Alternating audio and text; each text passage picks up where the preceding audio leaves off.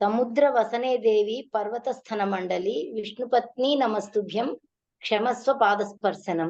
సముద్ర వసనే దేవి, సముద్రాన్ని వస్త్రాలుగా ధరించినటువంటి తర్వాత పర్వతాల్ని తన స్తనమండలంగా కలిగినటువంటి ఓ పత్ని అయిన ఓ మహాలక్ష్మి, నీ మీద మా పాదాలు మోపి నడుస్తున్నందుకు మా పాద స్పర్శని క్షమించి మమ్మల్ని ఆశీర్వదించు తల్లి అని ఆవిడకి ఒక నమస్కారం పెట్టుకుని ఉదయాన్నే మనం మన పాదాలు నేల మీద ఆనించడం మంచిది అని.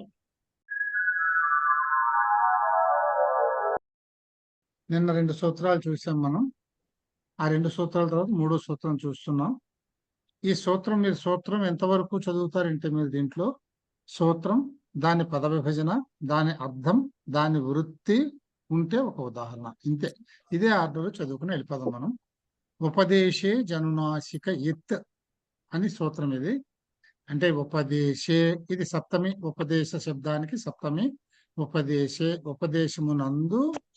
దీన్ని విడదీసుకుంటే ఉపదేశే అచ్చు ప్లస్ అనునాసిక అజనునాసిక అవుతుంది. ఉపదేశే అజనునాసిక, ఆ బదులు మనం ఇక్కడ అవగ్రహాన్ని ప్రయోగం చేశారు, అలా సూత్రాన్ని నిర్మాణం చేశారు.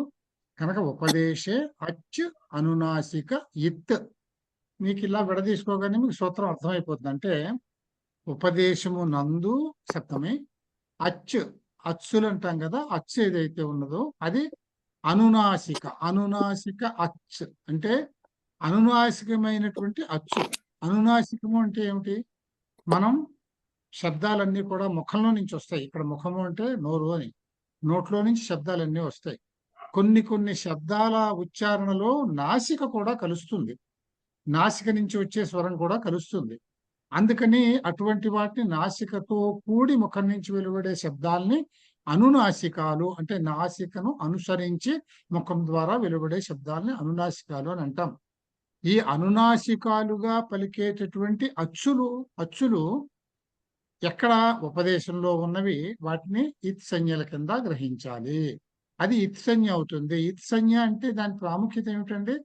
అది కొన్ని ప్రక్రియల్ని సూచించటానికి ఉపయోగించే ఒక కోడింగే గాని ఇత్ సంజ్ఞ అనేది మీకు భాషా వ్యవహారంలో అది ఉండదు, అది కనపడదు, కేవలం సూత్రాల్లోనే కనపడుతుంది. చూడండి, ఉపదేశే అచ్ అనునాసిక ఇత్ సంజ్ఞ స్యాత్. ఉపదేశంలో ఉన్న అనునాసికమైన అచ్చు ఇత్ సంజ్ఞ అవుతుంది. ఉపదేశం అంటే ఏమిటండి? ఇక్కడ మనకు తెలియాలి కదా. ఉపదేశంలో ఉన్న అచ్చు అంటున్నాం, మనకు అచ్చు తెలిసింది, అనునాసికం తెలిసింది. ఉపదేశము అంటే ఏమిటంటే మనకి మొట్టమొదలుగా ఈ సూత్రాలు చెప్పిన మహానుభావులు దాన్ని ఏ విధంగా ఉచ్చారణ చెయ్యాలి అని చెప్పారో దానినే ఉపదేశము అని అంటాము. మహేశ్వరుడు రాసిన మహేశ్వర సూత్రాలు, పాణిని ఏం రాశారండి? శబ్దపాఠం, ధాతుపాఠం, లింగానుశాసనం మొదలైనవన్నీ ఆయన రాశారు, అటువంటి గ్రంథాలు. తర్వాత కాత్యాయను రాసిన వార్తికాలు, ఇలాంటి వాటిల్లో వాళ్ళు ఏ విధంగా అయితే ఉచ్చారణల్ని తెలియజేశారో వాటిని ఉపదేశాలు అని అంటాము. మనం వాటిని అదే విధంగా మనం ఉచ్చరించాలి. దానికి ఒక చిన్న సూత్రం కూడా చెప్పారు. ధాతు సూత్ర గణోణాది వాక్య లింగానుశేషనం ఆగమాః ప్రత్యయాదేశాః ఉపదేశాః ప్రకీర్తితాః. ఊకాలోజ్రస్వ దీర్ఘ ప్లుతః. ఊకాలోజ్రస్వ అంటే ఊకాలః అజ్రస్వ అంటే అచ్ హ్రస్వ కలిపి సంధి చేస్తే శృత సంధి అజ్రస్వ అవుతుంది. అచ్ హ్రస్వ దీర్ఘ ప్లుతః. ఊకాలః అచ్ హ్రస్వ దీర్ఘ ప్లుతః. దీన్ని విడదీసుకోవడం ఆ విధంగా విడదీసుకున్నాము. ఓకాలు అంటే అది విసర్గ ఓకారం, అది అంచేత ఊకాలః అచ్ అంటే ఒక ఊ అనేటటువంటి ఆ వర్ణాన్ని ఉదాహరణగా మాత్రం తీసుకున్నారు. ఊ కాలము, ఊ అనే వర్ణాన్ని ఏ కాలాల్లో పలుకుతామో, ఎంత కాలం చొప్పున పలుకుతామో ఈ సూత్రంలో చెప్తున్నది ఏమిటంటే, మనం ఒకటి అనుకున్నాం, ఉచ్చారణకి కాలం అనేది ఒకటి ఉండాలి. లేకపోతే ఒకళ్ళు సాగదీసి, ఒకళ్ళు పుట్టిగా చేసి, మరొకళ్ళు ఇంకింత సాగదీసి ఎవరిష్టం వచ్చినట్లు వాళ్ళు చదవడానికి వీల్లేదు. మంత్రాలు, వేద మంత్రాలు చదివేటప్పుడు ఎక్కడ ఏ ఉచ్చారణ ఎంతసేపు ఉండాలి అనేది నియమనం చేశారో ఆ విధంగానే పలకాలి. కనుక ఆ నియమం ఏమిటో తెలియాలిగా, ఆ ఉచ్చారణ చేయాల్సినటువంటి కాలం ఎంత అనేది తెలియాలి. ఆ కాలాన్ని ఏ విధంగా చూపించారు అనేది ఈ సూత్రంలో చెప్పారు. చెప్పినప్పుడు కాలాన్ని వీళ్ళు సాధారణంగా మాత్రా కాలము, ఇక్కడ మాత్ర అంటే ఒక చిటిక వేసినంతటి సమయం గాని, లేదు ఒక కనురెప్ప పాటు సమయం గాని, మినిమం యూనిట్ ఆఫ్ టైం, దానిని మనం మాత్ర అని అన్నారు. ఇప్పుడు ఎక్కడైనా గాని ఒక్క మాత్రా కాలంలో పలకాల్సినటువంటి వర్ణం ఉంటే దాన్ని ఒక్క మాత్రా కాలంలో పలికేదాన్ని హ్రస్వము అని అంటారు అని చెప్పారు. అలాగే 2 మాత్రల కాలం పాటు పలికేటటువంటిది ఉంటే దాన్ని దీర్ఘము అంటారని చెప్పారు. అలాగే 3 మాత్రా కాలాల పాటు ఉచ్చరించాల్సినటువంటి వర్ణం ఉంటే దాన్ని ప్లుతము అంటారు అని చెప్పారు. దీనికి ఉదాహరణగా ఊ అనే అక్షరాన్ని తీసుకుని ఏదో ఒక అక్షరం తీసుకోవచ్చు. ఆ తీసుకోవచ్చు, ఈ తీసుకోవచ్చు, ఏదైనా తీసుకోవచ్చు. ఈయన ఊ అనే అక్షరాన్ని తీసుకున్నారు సూత్రం పర్పస్ తీసుకుని ఊ కాలము అంటే ఊ కాలహ అంటే ఊ యొక్క కాలము అంటే ఉకారము యొక్క కాలము, అది షష్ఠి అన్నమాట. ఉకారము యొక్క కాలము హ్రస్వ దీర్ఘ ప్లుతాలుగా ఉంటుంది. దాన్నే ఉహు చ అంటే ఉశ్చ, ఉహు చ అంటే ఇది ఏకమాత్ర కాలం, ఊశ్చ అంటే ఊ ప్లస్ ఊ, ఇది 2 మాత్రల కాలం, ఊహు చ. మూడవది ఊ చ అంటే ఇక్కడ ఊ 3 అని చూపిస్తాం, అంటే 3 మాత్రల కాలాన్ని 3 అనే అంకెని వేసి చూపిస్తాం. అంచేత ఊ 3 విసర్గ చ, ఊశ్చ ఊశ్చ అయిందనమాట ఇది. అంచేత ఇది హ్రస్వము, ఊశ్చ అంటే దీర్ఘము, ఊ 3శ్చ అంటే అది ప్లుతము అని అర్థము అనమాట. ఇక్కడ ఈ వహ అనే దాన్ని అంటే మీరు వృత్తిని కూడా అర్థం చేసుకోవాలి కనుక ఉశ్చ ఊశ్చ ఊశ్చ వహ అంటే ఇక్కడ వహ అంటే ఊ అనే అక్షరాన్ని ఇక్కడ ఉదాహరణగా తీసుకున్నారు చెప్పడానికి కనుక ఊ అనే దానికి మనకి ఏమొస్తుందండి, మీకు తెలిసి ఉంటుంది. ఊకి ప్లోరల్లో వహ అని వస్తుంది కదా, అది గురు గురుహు గురవహ అంటాం కదా. గురుహు గురువు గురవహ అంటే ఉకారం ప్లోరల్లో వహ కింద మారింది కనుక ఈ వహాని మీరు ఇక్కడ ఉకారానికి, అంటే ఇదంతా మీకు అవసరం లేదు, సందర్భం కనుక ఒక మాట చెప్తున్నాను. ఉకారానికి మీరు ఇది ఊ అనే వర్ణానికి బహువచనంగా తీసుకుంటే 3 ఊలు ఇచ్చారు కనుక ఇక్కడ వహ అని వాడారు అన్నమాట. ఇది వాం కాలం అంటే ఈ ఉకారాల యొక్క కాలము ఏదైతే ఉందో, ఎలాగైతే ఉందో అది అచ్ క్రమాత్, అచ్చులు సా అచ్ క్రమాత్ అచ్చులు వరుసగా క్రమంగా హ్రస్వ దీర్ఘ ప్లుత సంజ్ఞ ఉ ఊ ఊ ఇవి మూడు హ్రస్వ దీర్ఘ ప్లుత సంజ్ఞ స్యాత్. ఇది ఈ విధంగా కాల నియమనం చేశారు ఉచ్చారణకి. చేసిన తర్వాత మళ్ళీ ఇందులో ఒక్కొక్క అచ్చులు తేడాలు ఉన్నాయి. అంటే ఉదాత్తాది 3 స్వరాల కిందగా చెప్తారు. ఒక్కొక్క అచ్చుని 3 స్థానాల్లో పలుకుతాము. ఆ 3 స్థానాలు ఏంటంటే ఉదాత్తము, అనుదాత్తము, స్వరితము. అంటే పలికేటటువంటి స్థాయి ఏది అనే దాన్ని మనం స్థానము అని అంటాము. ఈ 3 స్థానాల్లో 3 పలుకుతాం కనుక అది కూడా ఇక్కడ మనకి చెప్పారు. సా ప్రత్యేకం ఉదాత్తి భేదేన త్రిధా అంటే ఒక అచ్చు 3 కాలాలు ఉంటుంది. అలాగే ఒక్కొక్క అచ్చుకి 3 స్థాన భేదాలు ఉంటాయి, ఉదాత్త అనుదాత్త స్వరితాలని. అంచేత మొత్తంగా ఒక అచ్చుకి ఎన్ని భేదాలు అయ్యాయండి? 3 3 9 భేదాలు అయ్యాయి. ఈ 9 భేదాలు మళ్ళీని ఒక్కొక్కటి అనునాసికం అననునాసికం. ఇందులో ముక్కు కలిసేవి కొన్ని ఉంటాయి, ముక్కు యొక్క ధ్వని కలవనివి ఉంటాయి. అది అంచేత 9 18. ఈ విధంగా ఒక్కొక్క అచ్చుకి 18 రూపాలు ఉంటాయి అని చెప్పి దీన్ని మనం అర్థం చేసుకోవాలి. మీకు ఈ సూత్రం వరకు ఊకాలో హ్రస్వ దీర్ఘ ప్లుత అంటే ఊకాల అచ్ హ్రస్వ దీర్ఘ ప్లుత ఉశ్చ ఊశ్చ ఊశ్చ వహ వాం కాల ఇవ కాలో యస్య సా అచ్ క్రమాత్ హ్రస్వ దీర్ఘ ప్లుత సంజ్ఞ స్యాత్. ఇంతవరకు రాస్తే మీరు సరిపోతుంది. తర్వాత ఇది కూడా చెప్పారు. సా ప్రత్యేకం అంటే ప్రతి ఒక్కటి కూడా ఎవ్రీ వన్ ఆఫ్ దాట్ ఉదాత్తాది భేదేన త్రిధా. ఉదాత్తాది భేదాలు, ఆది అంటే 3 ఉన్నాయి, ఉదాత్త అనుదాత్త స్వరితాలు అని 3 విధాలు త్రిధా అని చెప్పారు మనకి. తర్వాత ఇప్పుడు మనం అచ్చుల్లో ఉండేటటువంటి స్థాన భేదాలు ఉదాత్త అనుదాత్త స్వరితాలు అని తెలుసుకున్నాం. ఇవేమిటి? ఉదాత్తం అంటే ఏమిటి? అనుదాత్తం అంటే ఏమిటి? స్వరితం అంటే ఏమిటి? వీటిని ఏ విధంగా ఉచ్చారణకు సంబంధించి వీటిని ఏ విధంగా తెలియజేశారు అంటే ఉచ్చైరుదాత్త అని చెప్పారు. అంటే ఉచ్చై ఉదాత్త పద విభజన. ఉచ్చై ఉదాత్త. ఉచ్చై అంటే ఉచ్చము అంటాం కదా మనం. ఉచ్చము అంటే పై భాగము అన్నమాట. నీచము అంటే కింద భాగము, మధ్యము మధ్య భాగము, ఈ విధంగా చెప్తాంగా. అంచేత ఉచ్చై ఉదాత్త. ఉచ్చై అంటే పై భాగం నుండి ఉచ్చారణ చేసేటటువంటి దాన్ని ఉదాత్తము అని అంటాం మనం. దాన్ని అచ్చులు. ఇవన్నీ కూడా మీకు ఈ స్థానాలు అచ్చులకే ఉంటాయండి, హల్లులకి ఉండవు. మనకి ఈ వర్ణక్రమంలో ఉన్న వేరు వేరు అక్షరాలు, వేరు వేరు వర్ణాలు నోట్లో, మాట అనేది నోట్లో నుంచే వస్తుంది, అదే అవయవం కనుక నోట్లో వేరు వేరు స్థానాల్లో నుంచి వర్ణాలు అనేవి ఉత్పత్తి అవుతాయి. స్థానాలు ఏమిటి అంటే నోట్లో కంఠం ఉంటుంది, అంగుడు ఉంటుంది, దంతం ఉంటుంది, నాలుగు ఉంటుంది, ఇవన్నీ ఉన్నాయి కదా వేరు వేరు భాగాలు. ఏ భాగంలో నుంచో ఒక భాగంలో నుంచి ఒక్కొక్క వర్ణం ఉత్పత్తి అవుతూ ఉంటుంది దాని స్ట్రక్చర్ని బట్టి. వీటిని ఉచ్చారణ స్థానాలు అని చెప్పేసి మనం అంటాం. ఇది తాలువులు. తాలువులు అంటే దవడలు. తాల్వాదిషు సభాగేషు స్థానే తాల్వాదిషు తాలువులు మొదలైనటువంటి స్థానాలు. సభాగేషు అంటే భాగాలు, గొంతులో ఉండేటటువంటి తాలువులు మొదలైన భాగాలు.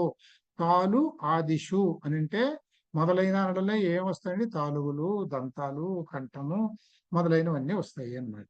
ఈ స్థానాల్లో స్థానే ఊర్ధ్వ భాగే సప్తమి, ఊర్ధ్వ భాగము నుంచి నిష్పన్న అచ్ ఉదాత్త సంజ్ఞ స్యాత్. వీటిలో ఊర్ధ్వ భాగం నుంచి అంటే గొంతులో ఒక మధ్య లైన్ తీసుకున్నారు అనుకుంటే పై భాగంలో ఉండేటటువంటి భాగాల నుంచి వచ్చి వాళ్ళకి ఉచ్చారణ జరిగినప్పుడు వాటిని ఉదాత్తాలు అంటారు.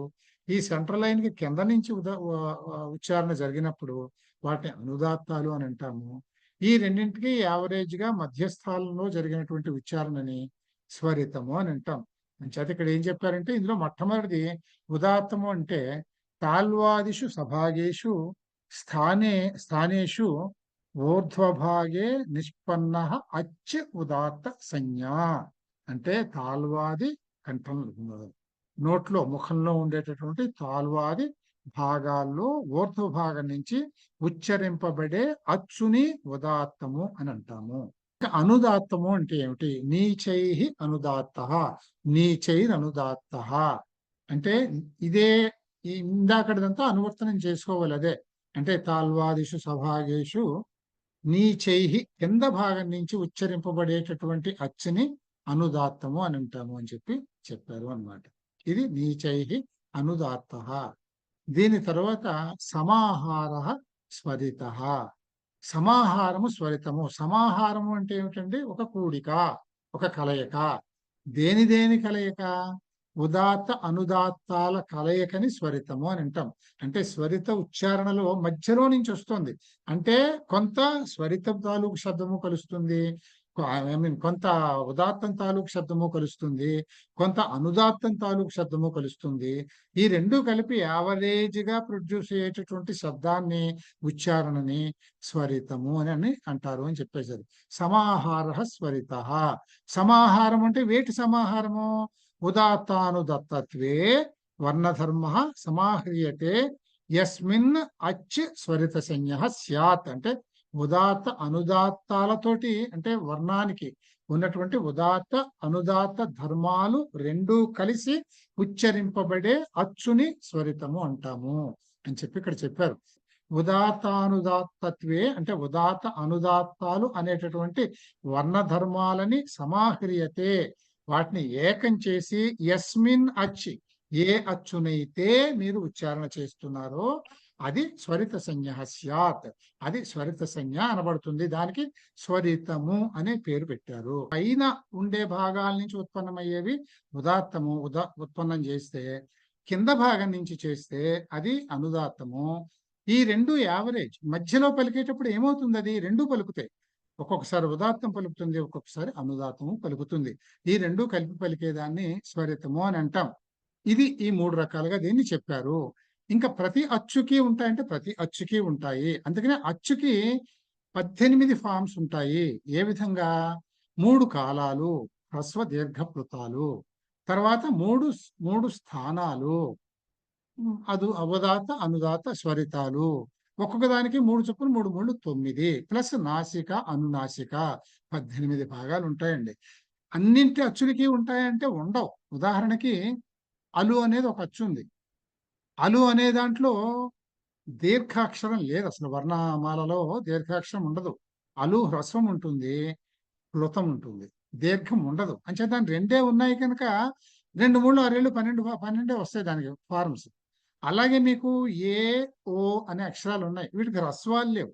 దీర్ఘం ఉంటుంది, ప్లుతం ఉంటుంది, కానీ హ్రస్వం ఉండదు ఏ ఓలకి. అందుచేత ఇవేమైతే వీటికి కూడా 12 భాగాలే వస్తాయి. ఈ డీటెయిల్స్ అన్ని వెనకాల వస్తాయి, కానీ ఈ డీటెయిల్స్ ప్రస్తుతానికి మీకు అవసరం లేదు. అందుకని ప్రతి అచ్చుకి 3 స్థానాల నుంచి ఉచ్చారణ ఉంటుంది. ఏ అచ్చుని ఏ సందర్భంలో ఎక్కడ ఉచ్చరించాలి అనే దాన్నే మనం ఉపదేశము అని అంటాం. మన గురువులు ఏ విధంగా దాన్ని ఉచ్చరించాలని చెప్పారో, ఏ స్థానంలో అక్కడే దాన్ని ఉచ్చారణ చెయ్యాలి. కనుక సమాహార స్వరిత అని అంటే మీకు ఆ ఉదాత్త అనుదాత్తయో సమాహార అని అర్థం అన్నమాట. ఉదాత్త అనుదాత్తాన్ని కలిపి పలికేదాన్ని సమాహారము అనేటటువంటి పేరు పెట్టారు. ఇప్పుడు ఏమనుమానం వస్తుంది మీకు? రెండూ కలిపి పలకడం ఏమిటండి? మనం ఎప్పుడు ధ్వని అనేది అట్ ఏ టైం ఒకటే ధ్వని వస్తుంది, అంతే కదా. 2 ధ్వనులు కలిపి రావుగా. ఉదాత్త అనుదాత్త 2 స్థానాల నుంచి ధ్వని రాదుగా. ఏదో ఒకటే కదా వస్తుంది, ఎట్ ఏ టైం ఒకటే కదా వస్తుంది. మరి స్వరితము అన్నప్పుడు 2 కలిపి వస్తాయి అనుకుంటున్నారు. ఎలా వస్తాయి ఇవి? 2 కలిపి ఏ విధంగా వస్తాయి అని అంటే, దీనికి సూత్రం ఏం చెప్పారు అని అంటే, తస్యాదిత ఉదాత్తం అర్థ హ్రస్వం. అంటే ఇక్కడ మీరు హ్రస్వమే మినిమం మాత్రాకాలం ఉన్నది, ఏకమాత్రాకాలం ఉన్నది. మినిమంది హ్రస్వం ఉచ్చారణ కాలం. ఆ ఒక్క హ్రస్వం ఉచ్చారణ కాలంలో, అంటే ఒక్క మాత్ర ఉచ్చారణలో కాలం కూడా 2 భాగాలుగా చేస్తే, అంటే అర్థహ్రస్వము మరొక అర్థహ్రస్వము చేస్తే ఇది ఉదాత్తం అర్థహ్రస్వం. మొట్టమొదటి అర్థంలో ఉదాత్తం పలుకుతుంది, రెండవ అర్థంలో అనుదాత్తం పలుకుతుంది. ఇప్పుడు తస్య ఆదిత అని ఉంది ఇక్కడ. తస్యాదిత అంటే అర్థం ఏంటంటే తస్య ఆదిత ఉదాత్తం అర్థ హ్రస్వం. తస్య అంటే కస్య అని ప్రశ్న. తస్య అంటే పైన చెప్పుకున్న దాన్ని మనం కంటిన్యూషన్ లో చదువుతాం, సమాహార. స్వరితస్య అని అర్థం. ఉదాత్తం అర్థ హ్రస్వం అంటే మీరు హ్రస్వాన్ని తీసుకోండి, మినిమం టైం ఉన్నదానికి కూడా ఉదాహరణ తీసుకుని చెప్పినప్పుడు అందులో ముందు ఉన్నటువంటి హాఫ్ ఉచ్చారణ ఉదాత్తంగా ఉంటుంది, తర్వాత ఉండేటటువంటి హాఫ్ ఉచ్చారణ అనుదాత్తంగా ఉంటుంది. ఇది ఈ సూత్రానికి అర్థం. హ్రస్వగ్రహణం అతంత్రం అంటే ఉదాహరణగా హ్రస్వాన్ని మనం తీసుకున్నాం అని అర్థం అన్నమాట. స్వరితస్య ఆదిత అంటే తస్యాదిత. తస్య అంటే స్వరితస్య ఆదిత అర్థం అంటే సగభాగం ఉదాత్తం బోధ్యం. సగభాగం ఉదాత్తం అవుతుంది అని మనం అర్థం చేసుకోవాలి.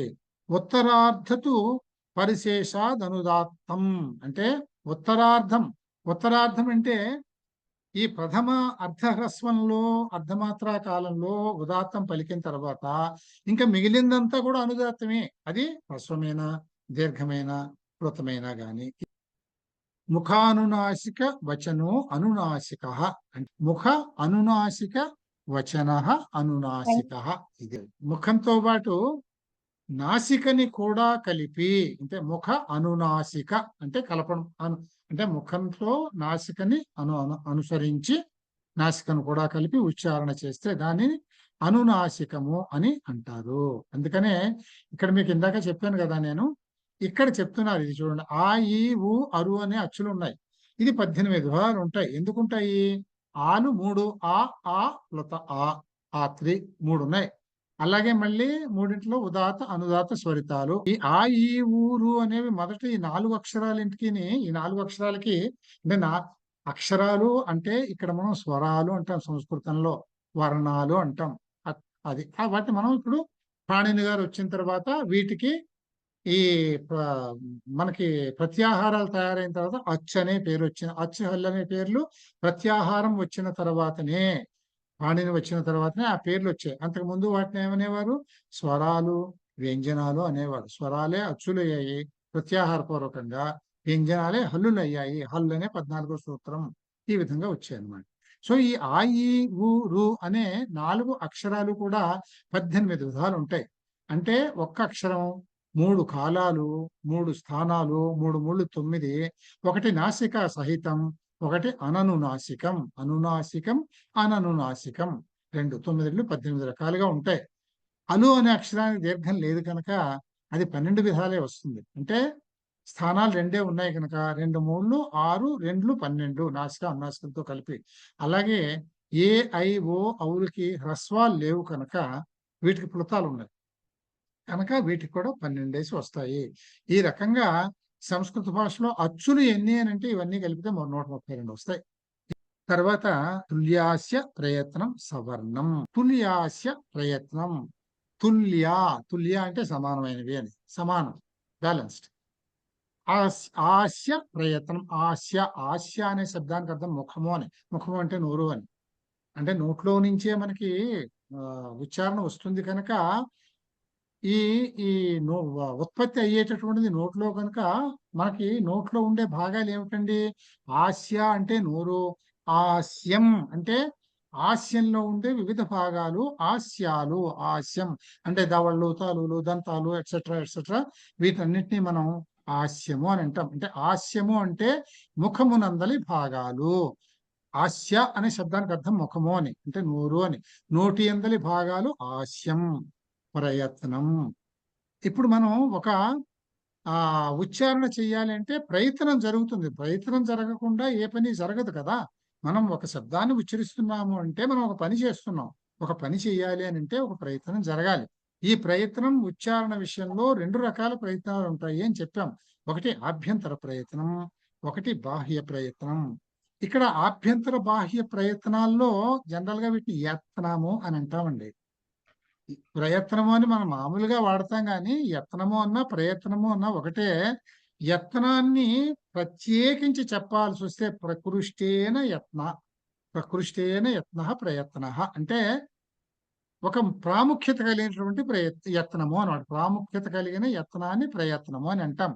ఇక్కడ ప్రయత్నము అని అంటే ఇక్కడ ఎందుకు అనాల్సి వచ్చిందంటే ప్రయత్నము అనే మాట యత్నాలు 2 రకాలుగా జరుగుతున్నాయి ఉచ్చారణకి. ఆభ్యంతర యత్నం ఒకటి, బాహ్య యత్నం ఒకటి. అంటే లోపల తయారయ్యేటటువంటి శబ్దం తయారయ్యేటటువంటి ఒరిజినల్ ప్రయత్నం ఒకటి, అది బయటికి ఫిజికల్ గా ఒక ఇమేజ్ బయటికి రావడానికి చేసే ప్రయత్నం ఒకటి.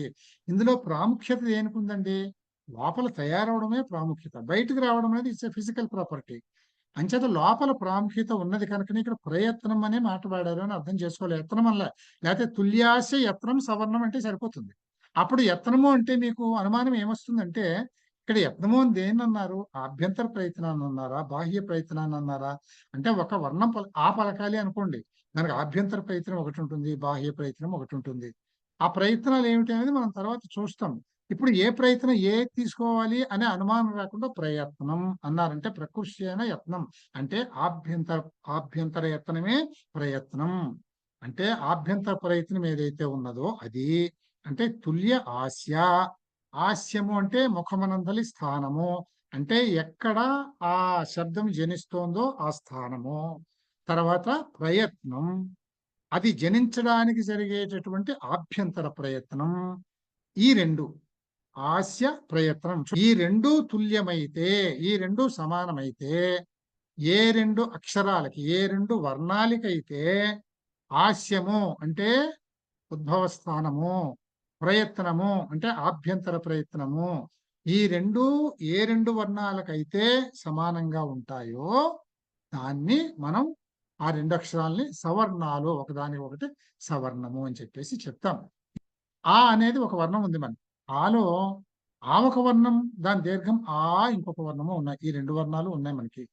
సాధారణంగా అచ్చులన్నింటికి ప్రయత్నాల్లో ఆభ్యంతర ప్రయత్నం వివృతము అని ఒక ప్రయత్నం చేస్తాం. అది పలికేటందుకు చేసే ప్రయత్నానికి ఆ పేరు పెట్టారు అంతే. అది ఏమిటి అని అనడానికి వీల్లేదు. నా పేరు నాకు ఎలా ఉందో ఆ రకమైన ప్రయత్నానికి ఆ అనే అక్షరానికి పలకడానికి మనం చేసే ప్రయత్నాన్ని వివృతము అని పేరు పెట్టారు. అచ్చుల్ని పలికేందుకు చేసే ప్రయత్నం వివృతము అని అన్నారు, ఆభ్యంతర ప్రయత్నం. అలాగే అవి పుట్టే స్థానం ఏమిటి? ఆ గాని ఆ ఎక్కడ పుడుతుందండి? కంఠస్థానంలో పుడుతుంది. ఆ కూడా అక్కడే పుడుతుంది మనకి. ఆ హా ఇవన్నీ కూడా కంఠంలో పుడతాయి. ఇందులో ఈ అచ్చులు రెండింటికి వివృతమే ప్రయత్నం కనుక ఈ ఆ ఆ అనే 2 అక్షరాలకి ఉద్భవ స్థానం ఒకటే, కంఠమే, ప్రయత్నం వివృతమే. అందుకని ఈ ఆ ఆ అనే 2 అక్షరాల్ని మనం వాటిని సవర్ణాలు అని అంటాం. అక్షరము అంటే వర్ణము అన్నమాట. దీన్ని సవర్ణాలు అని అంటాం.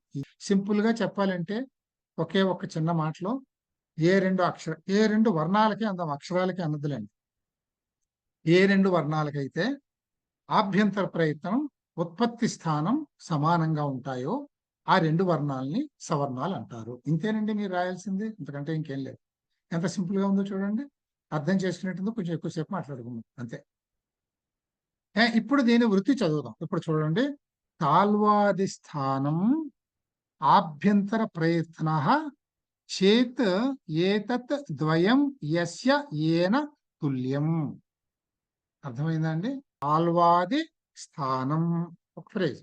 తాల్వాది స్థానం అంటే ఉత్పత్తి స్థానము, ఆభ్యంతర ప్రయత్న అంటే ఆభ్యంతర ప్రయత్నము, ఉచ్చారణకై చేసే 2 ప్రయత్నాల్లో ఆభ్యంతర ప్రయత్నము, ప్రయత్న చేత్ ఏతత్ ద్వయం ఈ రెండిటి యొక్క యస్య ఏన తుల్యం ఎక్కడైతే ఈ రెండిటి యొక్క తుల్యం ఉంటుందో, సమానత్వం ఉంటుందో, అంటే ఈ 2 సమానంగా ఉంటాయో తత్ మిథ సవర్ణ సంజ్ఞ. మిథ అని అంటే అర్థం మ్యూచువల్లీ అని అర్థం అనమాట. అవి పరస్పరం సవర్ణాలు అవుతాయి. అంటే ఇప్పుడు నేను చెప్పిన ఉదాహరణలో ఆ అనే అక్షరాన్ని తీసుకుంటే, ఆ అనే దాన్ని, ఆ అనే వర్ణాలను తీసుకుంటే ఆకి ఆ సవర్ణం అవుతుంది, ఆకి ఆ సవర్ణం అవుతుంది. వాటిని తన్మిథ తత్ మిథ సవర్ణ సంజ్ఞ స్యాత్. ఆ రెండిటిని ఒకదానికొకటి పరస్పరం, మిథం అంటే అర్థం అది పరస్పరం అవి సవర్ణాలు అవుతాయి అని చెప్పి ఇక్కడ మనకి చెప్పాడు అన్నమాట. ఇప్పుడు తుల్యాస్య ప్రయత్నం సవర్ణం. సవర్ణం అనే దానికి అర్థాన్ని మనం చదివాము. ఇప్పుడు ఇందులో సమానమైనవి 2 ఉత్పత్తి స్థానము, ప్రయత్నము.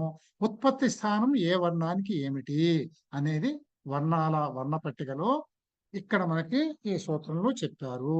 ఏం చెప్పారంటే అకుహ విసర్జనీయానాం కంఠః ఇచు యశానాం. ఇవన్నీ మీరు చదువుకోవడం తెలుసా అండి? ఆ కు హ విసర్జనీయ, వీటన్నింటికి విసర్జనీయానాం అంటే షష్ఠి బహువచనం. వీటన్నిటికీ అంటే ఆ అనే వర్ణానికి, అక్షరానికి, కు కు అంటే కవర్గు అని గుర్తుపెట్టుకోండి. కవర్గం అంటే కాక్క గాక్క ఇඤ 5 అక్షరాలు ఉంటాయి. ఆ అనేది ఒక అక్షరం, కవర్గం 5 అక్షరాలు, హా 1 7, విసర్గ 1 8.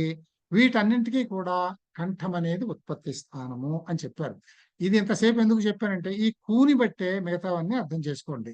తర్వాత చూడండి, ఇచు యశానాం తాలువు అంటే ఇక్కడ కంఠం దగ్గర ఈ ఉత్పత్తి అవుతాయి. వీటి ఈ అక్షరాల ఈ వర్ణాల ఉత్పత్తి స్థానం కంఠము. ఇచు యశానాం తాలువు అంటే ఈ వర్ణం. చు అంటే మళ్ళీ చవర్గ. ఎలాగో కాకి ఎలా చెప్పానో అదే అర్థం ఇక్కడ కూడా. చు ఆ తర్వాత యా అనే వర్ణము, ష అనే వర్ణము. కనుక వీటికి తాలువు అనేటటువంటిది అంటే దవడ అనేది దీనికి ఉత్పత్తి స్థానము. తర్వాత రిటు రషాణ మూర్ధ. మూర్ధ అంటే పై భాగము అనమాట. అంగుడు అనొచ్చు మనం. అంగుడు అంటాం జనరల్ గా అన్నమాట. వీళ్ళు ఎవరు వాడరు తెలుగు మాట. సో పై భాగము. రుటు రషాణ అలాగే అరు అనే వర్ణం, కవర్గం, రా ష వీటికి మూర్ధం ఉత్పత్తి స్థానం. లృతలసానాం దంతాహ అంటే అలు, దీన్ని లృ అని అంటారు. లృ ఒకటి, కవర్గం ఒకటి, లా ఒకటి, షా ఒకటి. వీటికి దంతాల నుంచి ఇవి ఉద్భవం చెందుతాయి. అంటే దంతాల యొక్క ప్రాముఖ్యత ఉంటుంది. ఇప్పుడు తా అన్నాను అనుకోండి, మీరు ఒకటి గుర్తుపెట్టుకోండి, ఏ ఉచ్చారణైనా మీకు మాట పలికేది నాలికండి. అందుకే నాలిక కత్తిరిస్తే మాట రాదు, ఇంకా అక్షరం పలకదు. నాలికతోనే వస్తాయి. ఈ నాలిక ఏ భాగానికి తగులుతున్నది అన్న దాన్ని బట్టే ఉత్పత్తి స్థానం. ఇప్పుడు తా అన్నాం అనుకోండి, నాలిక వెళ్ళి పంటలకి తగులుతుంది. అంటే ఉదాహరణ మీకు అంతఃపురము అని ఉందండి. మీకు ఉదాహరణ కూడా చూడండి, అంతఃపురము అని ఉంది. అంతఃపురము అంటామండి మనం దాన్ని. అక్కడ విసర్గ ఉండదు, అది అర్ధ విసర్గే వస్తుంది. ఎందుకంటే సగం విసర్గ పోయి పాలో కలిసిపోతుంది. అంచేత దాన్ని అంతఃపురము అనాలి, కానీ అనకూడదు. అక్కడ అర్ధ విసర్గని అనకూడదు. పాముందు వచ్చేదాన్ని మనం ఉపధ్వనీయము అని అంటాం. ఉఫ్ అని పలకాలి. వకారం ఈ ఉపధ్వనీయంలో మీరు పలికేటటువంటి ఫకారం ఏదైతే ఫా అంటున్నా, ఫా అనటం లేదు నేను. ఫా. ఈ ఫా అనే శబ్దం మనకి తెలుగులోను, సంస్కృతంలోనూ లేదు. అనకూడదు. తప్పది. ఈ ఒక్క ఉపధ్వనీయం విషయంలో మాత్రం సంస్కృతంలో గాని, తెలుగులో గాని ఆ ఫా అనే సౌండ్ వస్తుంది. ఇప్పుడు అంతఃపురాన్ని మనం ఏమని పలకాలండి? అంతఃపురము అంటే ఉఫ్ అని పలకాలి అక్కడ. అంతఃపురము అది ఉపధ్వనీయం అంటే. అలాగే కాకి ముందు వచ్చేదాన్ని విసర్గ కా అంటే ఆ అంతఃకరణము అన్నాం మనం. అంతఃకరణము అన్నాం. దాన్ని ఏమంటాం? అంతఃకరణము అని పలకాలి అక్కడ. పలకాలి అక్కడ. అంతఃకరణము. ఇది కంఠమూలియం. ఎందుకంటే కంఠంలో నుంచి వస్తుంది కనుక జిహ్వమూలియం. నాలిక మూలాగ్రం అంటే కంఠం నుంచి వస్తుంది కనుక అంతఃకరణము. కాముందు వచ్చేదాన్ని జిహ్వమూలియము అంటాము. పాముందు వచ్చేదాన్ని ఉపధ్వనీయము అని అంటాం. అది అలాగా ఉచ్చరించాలి కనుక ఊ పా పవర్గ ఉపధ్వనీయము. వీటికి ఔష్ఠవు. ఔష్ఠములు అంటే పదాలు. అలాగే నిమంగణనానం అంటే ఇణి మా ఇඤ నా న వీటికి ఈ నామ అనేది బహువచనం. వీటికి నాసిక. ఇక్కడ చూడండి నాసిక చ అన్నాడు. నాసిక చ అని అంటే ఇప్పుడు మీరు ఈ ఇඤ ఇణి నానామా ఇవన్నీ మీరు ఇందాక వర్గాలు చెప్పినప్పుడు అక్కడ వచ్చేగా, వాటికి స్థానం వచ్చేసింది కదండి. అవునా? ఇందాక ఇక్కడ పవర్గం అన్నప్పుడు మరి అక్కడ మా వచ్చేసింది కదా. అలాగే 5 వర్గాలు కవర్గ చవర్గ తవర్గ టవర్గ పవర్గలు అన్ని వచ్చాయి. అన్నింటిలో ఈ అక్షరాలు అక్కడ వచ్చేసాయి ఉత్పత్తి స్థానం. మళ్ళీ ఏం చెప్పాడు ఇక్కడ? ఈ చివరుండే 5 అక్షరాలకి మాత్రం నాసిక చ అంటే ఆ ఉత్పత్తి స్థానంతో పాటు ముక్కు ధ్వని కూడా కలుస్తుంది. నాసిక యొక్క స్వరం కూడా దాంతో సమ్మేళనం కలుగుతుంది అని నిమంగణనానాం నాసికా చ. అలాగా ఇంతవరకు చాలండి. సో ఇంకా క్లోజ్ చేస్తానండి. Thank you. Tomorrow will meet. Have a good night. Tomorrow will meet again at same time. ధన్యవాదాలు. నమస్తే.